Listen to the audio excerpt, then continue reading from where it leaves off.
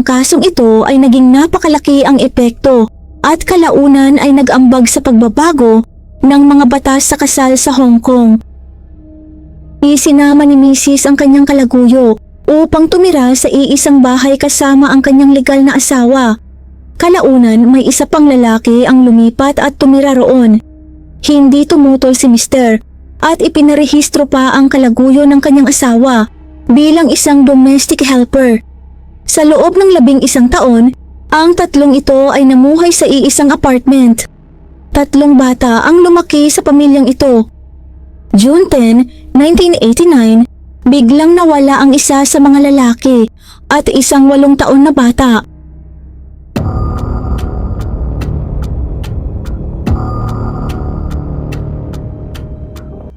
"1:30 AM noong June 10th, nakatanggap ng emergency call ang pulisya ng Hong Kong mula sa isang lalaking nagngangalang Yang Ming. Sinabi niyang hindi niya makontak ang pamilya ng kanyang pamangkin sa loob ng isang buong araw. Dahil sa pag-aalala, pinuntahan niya ang kanilang apartment at napansin niyang bahagyang bukas ang pinto at may matinding mabahong amoy na nagmumula sa loob. Hindi siya pumasok at agad na tumawag ng pulis.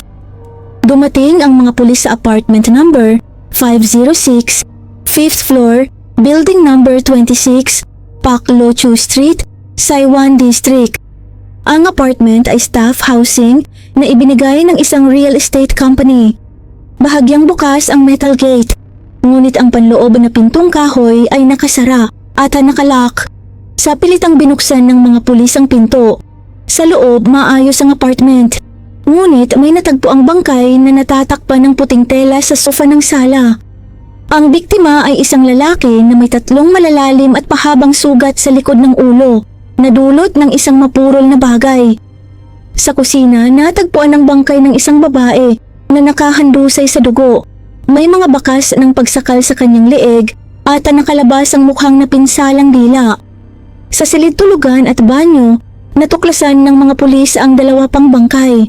Ang isa ay isang batang lalaki na may 5 sugat sa sentido. Ang isa naman ay isang dalagitang naka-school uniform na ang bungo ay wasak dahil sa matinding hampas ng mapurol na bagay. Sa dingding ng banyo, may nakita ang mga pulis na mensaheng nakasulat gamit ang itim na marker. Sa Wong Tai-sin, isang drug trafficker ng pamilyang Yang, ang pumatay sa buong pamilya ko. Nilagdaan ito ng iisang pangalan na Fang. Kinilala ang mga biktima bilang si Naisha Yuan Fang, 56, dating security guard ng real estate company at nawala ng trabaho matapos ma-stroke. Si Yang Huixian, 42, kanyang asawa, nakasosyo sa negosyo at may posisyong manager. Si Xie Weiwen, 17, anak na lalaki, at si Xie Yayong, 15, kanilang anak na babae. Walang natagpo ang drug paraphernalia o tala ng bentahan ng bawal na gamot. Ipinakita ng toxicology reports na walang droga sa mga katawan ng mga biktima. Kinumpirma rin ng mga kapitbahay at kamag-anak na walang kaugnayan ang pamilya sa bawal na gamot. Dahil dito, teorya ng pulisya na ang mensaheng nakasulat sa dingding ay sadyang itinanim upang iligaw ang investigasyon. Batay sa forensic analysis, tinatayang namatay sina Huixian at Xie Weiwen sa pagitan ng alas 9 hanggang alas 11 ng umaga noong ika-9 ng Hunyo. Namatay naman sina Xie Yuan Fang at Xie Yayong sa pagitan ng 1:00 hanggang alas 3 ng hapon noong ika-9 ng Hunyo. Natuklasan ng pulisya na 6 pala ang aktual na nakatira sa bahay. Ang nawawala ay sina Xie Weiquan, 8 taon, at si Kang Haitang, 54, isang lalaking may kaugnayan kay Huixian. Pareho silang nawala matapos ang mga pagpatay. Pinrioridad ng pulisya ang paghahanap kay Weiquan at itinuring si Kang Haitang bilang pangunahing suspek. Ayon sa mga saksi, bandang alas 10 ng umaga, ika-9 ng Hunyo, nakita si Haitang na lumalabas ng apartment na may dalang 2 plastic bag. Bandang alas 3 ng hapon, nakita ng janitor ng gusali si Weiquan na naglalaro malapit sa elevator. Bandang alas 5 ng hapon, may narinig na pagtatalo ang mga kapitbahay mula sa apartment number 506. Isang may-ari ng tindahan ng grocery sa malapit ang nag-ulat na noong umaga ng araw ng insidente, may isang matabang lalaki na nag-iwan ng mabigat na itim na travel bag sa kanyang tindahan. Nang ilapag ito sa sahig, may tunog itong parang metal na tumatama sa metal, katulad ng tunog ng mga kasangkapan. Bandang 3:00 ng hapon, bumalik ang parehong lalaki kasama ang isang batang lalaki at may dalang red handle na martilyong bakal na may plastic grip. Mukhang bago ang martilyo, ngunit may malinaw na palatandaan ng paggamit ang ulo nito. Inilagay ng lalaki ang martilyo sa bag at umalis kasama ang bata. Kinumpirma ng pulisya na ang lalaki at bata ay tumutugma kina Kang Haitang at Xie Weikuan. Gumugol ang mga investigador ng 12 oras sa muling pagsusuri ng crime scene at pinagtutuunan ng pansin ang sulat sa dingding. Dahil limitado ang teknolohiya noon, mano-manong isinagawa ang pagsusuri ng sulat kamay. Kumuha ang pulisya ng mga lumang order slip sa pinagtrabahuang restaurant na isinulat ni Haitang. Gumugol ang mga eksperto ng 72 oras sa paggawa ng 12 charts ng paghahambing ng sulat kamay. Natukoy ang 3 magkaparehong katangian.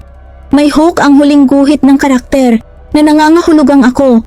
May hugis triangle ang itaas na bahagi ng karakter na nangangahulugang bahay. At magkapareho ang pagkakasulat ng 3-dot water radical. Napakababa ng posibilidad na ang mga katangiang ito ay magkatugma ng nagkataon.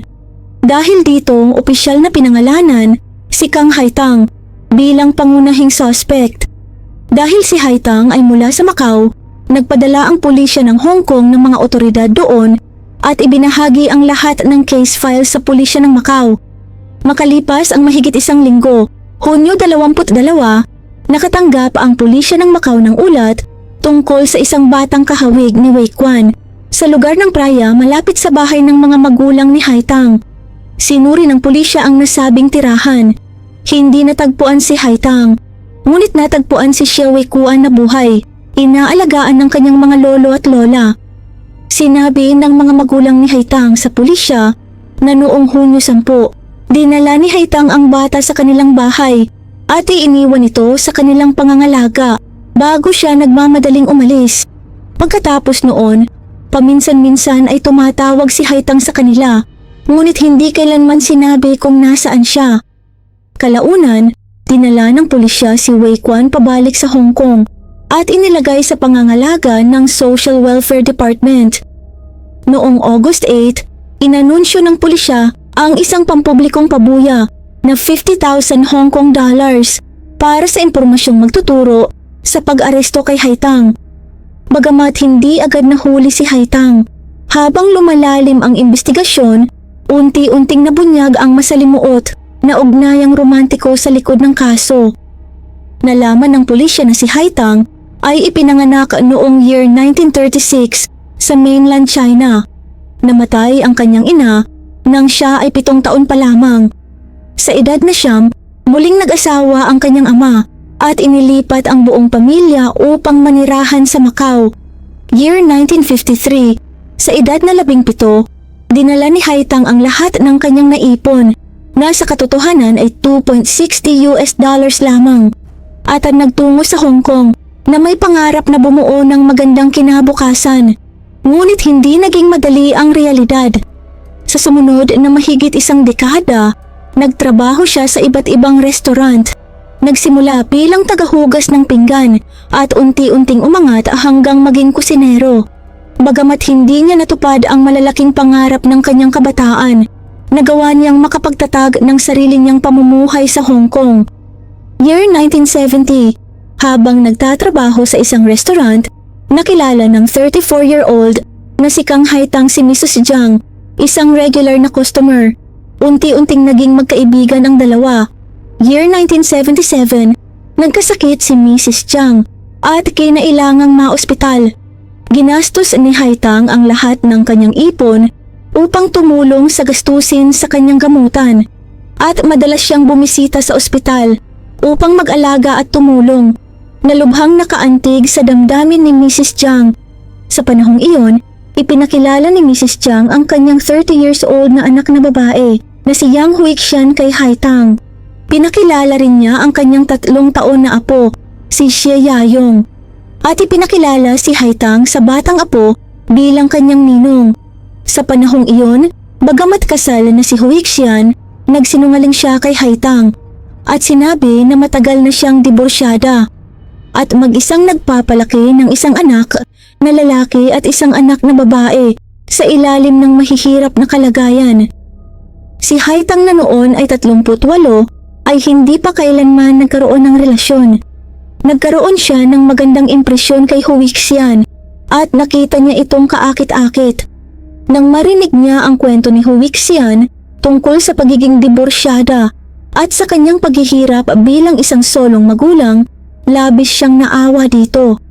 Hindi nagtagal, inamin ni Haitang ang kanyang nararamdaman kay Huixian at opisyal na naging magkasintahan ang dalawa. Matapos ang ilang panahon, palihim nilang ipinalista ang kanilang kasal sa Say District Marriage Registry sa Macau noong April 15, 1978. Sa puntong ito, maaaring itanong kung paano nagawa niyang Huixian na magpakasal muli kahit siya ay kasal na. Naging posible ito dahil sa isang malaking butas sa sistema ng pagpaparehistro ng kasal sa Macau noong panahong iyon. Hindi kinakailangan ng mga residente ng Hong Kong na magpakita ng patunay na sila ay walang asawa. Kailangan lamang nilang manumpa na sila ay hindi kasal. Sinamantala ni Huixian ang butas na ito. Hindi lamang niya inilihim ang katotohanang siya ay kasal pa. Nagbigay rin siya ng maling address, Building Number 12, Fan Shan Tong Road, Macau, sa marriage registration form. Noong panahong iyon, walang nakapansin na peke ang impormasyong ito. Hindi nagtagal matapos ang kasal dinala ni Huixian ang mga bata pabalik sa Hong Kong. Naguluhan si Kang Haitang sa nangyayari at agad ding bumalik sa Hong Kong. Sa tulong ng tinatawag niyang biyenan, si Mrs. Jiang, mabilis niyang natunton ang tirahan ni Huixian. Ngunit nang kumatok si Haitang sa pintuan, isang mas may edad ng lalaki ang nagbukas. Sa maikling pag-uusap, napagtanto ni Haitang na ang lalaking iyon ay si Xie Yuanfang, ang legal na asawa ni Huixian. Dinala niyang Huixian si Haitang sa isang tabi at sinabi sa kanya na hindi siya kailanman nagdiborsyo, ngunit wala na raw silang pagmamahalan ni Yuanfang. Sinabi rin niya na magkasama pa rin silang nakatira dahil napakamahal ng renta sa Hong Kong at hindi niya kayang mamuhay mag-isa. Hiniling ni Huixian kay Haitang na bigyan siya ng mas maraming oras upang ayusin ang lahat. Pinaniwalaan siya ni Haitang at bumalik si Haitang sa kanyang tirahan upang maghintay. Ngunit gaano man siya katagal naghintay, wala siyang natanggap na malinaw na kasagutan mula kay Huixian. Sa huli, hinarap ni Haitang si Yuanfang at hiniling na palayain si Huixian upang sila ay makapagsama. Ngunit matatag ang paninindigan ni Yuanfang at malinaw niyang sinabi na hindi siya papayag sa diborsyo. Ang sumunod ay lubos na hindi inaasahan. Inanyayahan ni Xie Yuanfang si Kang Haitang na lumipat at tumira kasama ng pamilya. Ang unang reaksyon ni Haitang ay tumanggi dahil para sa kanya ay lubhang katawa-tawa at hindi kapani-paniwala ang sitwasyon. Ngunit dahil sa labis niyang pagmamahal kay Huixian, tinanggap niya ito. Sa ilalim ng kasunduan ni Yuanfang at Huixian, lumipat si Haitang sa tahanan ng pamilyang Xie bilang isang domestic helper. Mula noon, nagsimula ang kakaibang pamumuhay ni Haitang. Nakatira sa iisang bubong kasama si Huixian at ang legal nitong asawa. Year 1980, muling nagdalang tao si Huixian at ang ama ng bata ay si Haitang. Upang maiwasan ang iskandalo, pansamantalang umalis si Haitang sa bahay ng pamilyang Xie. Gayunpaman, araw-araw pa rin siyang bumabalik upang magtrabaho. Umaalis lamang sa gabi at hindi na natutulog doon upang maitago ang tunay na pagkakakilanlan ng bata. Ang batang iyon, gaya ng marahil ay nahulaan mo na, ay si Wei-Quan. Pagsapit ng year 1981, na-stroke si Yuanfang at bahagyang naparalisa. kaya nahirapan na siyang gumalaw. Maraming beses siyang dinalaw ni Haitang sa ospital at sa panahong iyon ay maayos pa rin ang relasyon ng dalawang lalaki matapos ipanganak si Wikwan.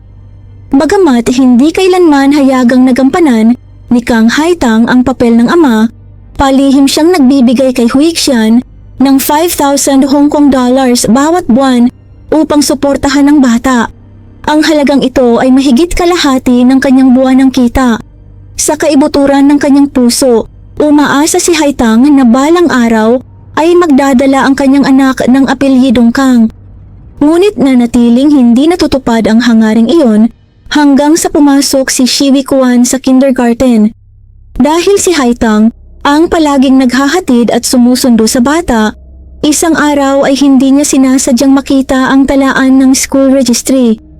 Nakasaad doon ang pangalan ng bata bilang Wikwan na walang bakas ng kanyang apelyido. Sa sandaling iyon, nilamon si Haitang ng halo-halong damdamin. Sa kabila nito, nagawa ng baluktot na pamilyang ito na mapanatili ang isang kakaibang balanse hanggang year 1987 nang lumitaw ang pangatlong lalaki, si Yang Ming, na tuluyang sumira sa marupok na kaayusang iyon. Sa publiko palaging tinatawag ni Huixian si Yang Ming na kanyang tiyuhin. Ngunit sa katotohanan ay may romantiko silang relasyon. Sa sala ng kanilang bahay may nakadisplay pang larawan ng dalawa na magkatabi at tila magkarelasyon. Kalaunan nalaman ni Haitang mula sa kanyang tinatawag na biyanan, si Mrs. Jiang, na hindi tunay na tiyuhin ni Huixian si Yang Ming. Mariing tinututulan ni Mrs. Jiang ang relasyon ng kanyang anak kay Yang Ming. Matapos paulit-ulit at bigong subukang kumbinsihin ang kanyang anak na tapusin ang ugnayan, umabot ang ginang sa puntong uminom ng lason at namatay. Ang pagkamatay ng kanyang biyanan ay nagpuno kay Haitang ng matinding galit. Ngunit, ang tanging paraan ng kanyang paglabas ng damdamin ay ang pagsusulat ng dalawang salitang pangangalo niya sa likod ng litrato ni Huixian at Yang Ming. Habang patuloy na tumitindi ang tensyon sa pagitan ni Haitang at Yang Ming, nanatili pa rin si Haitang sa tahanan ng pamilyang Xie dahil hindi niya kayang iwan ang kanyang anak na si Wikwan. Hindi inaasahan, sa panahong iyon ay hiniling ni Huixian na maghiwalay na sila. March 1989, 3 buwan bago ang mga pagpatay. Biglang naglabas si Huixian ng isang dokumento at inutusan si Haitang na lagdaan ito na nagsasaad na kusang loob niyang puputulin ang lahat ng ugnayang father and son kay Wikwan. Naroon noon sina Yuan Fang at Yang Ming. Isa itong ganap na kahihiyan para kay Haitang. Hindi nagtagal, formal na iminungkahi ni Huixian ang tuluyang pagtatapos ng kanilang relasyon. Labis na napahiya si Haitang. Dahil dito, kalaunan ay inisip ng pulisya na sa puntong ito, nagsimulang tumubo ang binhi ng karahasan sa kanyang puso na humantong sa brutal na pagpatay sa buong pamilyang Xie. September 20, 1989, sa wakas ay naaresto ng pulisya ng Macau si Haitang sa isang barong-barong ng mga mangingisda sa Tang West area. Hindi siya lumaban at nanatiling kalmado.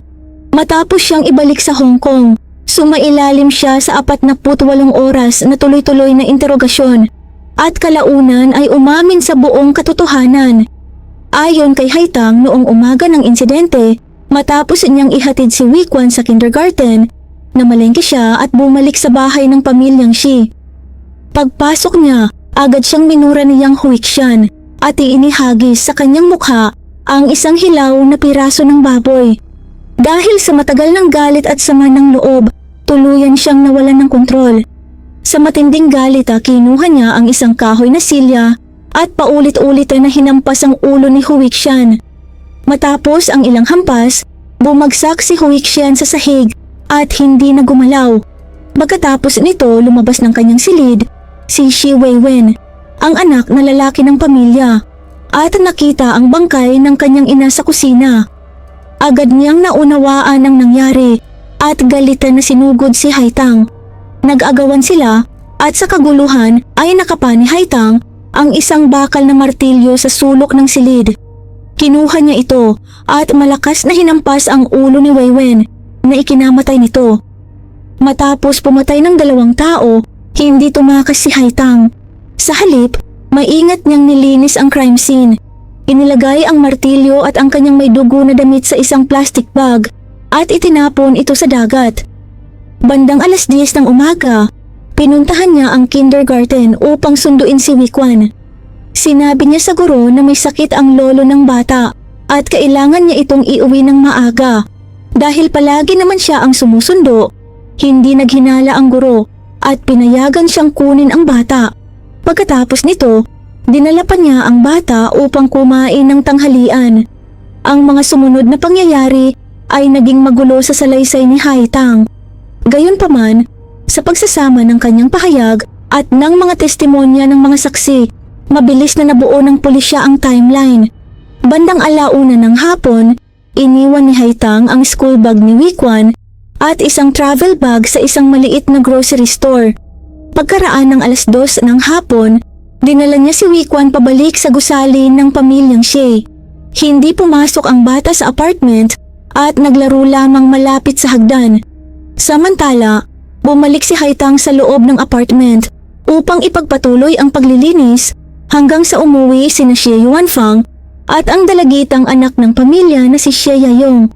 Pagkatapos nito, ginamit niya ang parehong paraan upang patayin si Yayong. Tungkol naman sa pagkamatay ni Yuanfang, nagbigay si Haitang ng isang kakaibang pahayag. Ayon sa kanya, paulit-ulit daw siyang humingi ng tawad kay Yuanfang at hindi niya raw nagawang patayin ito. Sinabi pa niya na si Yuanfang mismo ang kumuha ng martilyo at nagpakamatay. Hindi ito pinaniwalaan ng pulisya. Ipinakita ng forensic examination na ang sugat ni Yuanfang ay nasa likod ng ulo, hindi sa noo, na malinaw na patunay na nagsisinungaling si Haitang. Ipinakita rin ng forensic report na ang 4 na pagpatay ay isinagawa ng may matinding kalupitan at malinaw na layuning pumatay. February 12, 1991. Nagsimula ang paglilitis sa Hong Kong High Court. Nagharap si Haitang ng 2 psychiatrist na nagsabing siya ay may delusyon at matinding selos at wala raw sa tamang pag-iisip. Tinanggihan ito ng pamilya Xi na binigyang diin na matapos ang mga pagpatay ay mahinahon niyang nilinis ang crime scene, kinuha ang bata at tumakas patungong Macau. Patunay na malinaw ang kanyang pag-iisip. Dagdag pa rito, napatunayan na binili niya ng maaga ang martilyo at nakipag-ugnayan sa kanyang mga kamag-anak sa Macau upang magtago. Sa huli, nagpasya ang hukom na si Haitang ay ganap na may malinaw na pag-iisip nang isagawa ang mga krimen. Pinatunayang ito ay planado at sinadyang pagpatay, kaya siya ay hinatulan ng habambuhay na pagkakakulong. Ang kanyang apela ay ibinasura noong Pebrero 1991. Inilantad din ng kasong ito ang malaking problema noon sa sistema ng kasal ng Hong Kong at Macau. Dahil hindi magkaugnay ang kanilang mga rehistro, nagkaroon ng mga kaso ng bigami. Noong 1991, binago ng pamahalaan ng Hong Kong ang marriage ordinance na nag-aatas sa mga hindi residente na magpakita ng sertipiko ng pagiging walang asawa. Sa unang taon pa lamang, 47 kaso ng posibleng bigami ang napigilan. Mahigit 30 taon na ang lumipas at matagal nang nagpalit ng may-ari ang apartment sa number 26 Pak Lo Chu Street, ngunit nananatili ang aral ng kasong ito. Ang pinakamasakit na bahagi ng trahedya ay ang sinapit ni Wikwan, ang nag-iisang nakaligtas. Matapos ampunin ng mag-asawang guro, pinalitan niya ang kanyang pangalan bilang Lam Wailon. Nagtapos siya ng elementarya noong 1995 na may mataas na karangalan at nakakuha ng degree sa social work noong 2008 mula sa Chinese University of Hong Kong. Sa isang pampublikong talumpati, sinabi niya, "Ipinapakita ng aming kwento na hindi kailanman nalulutas ng kasinungalingan ang mga problema.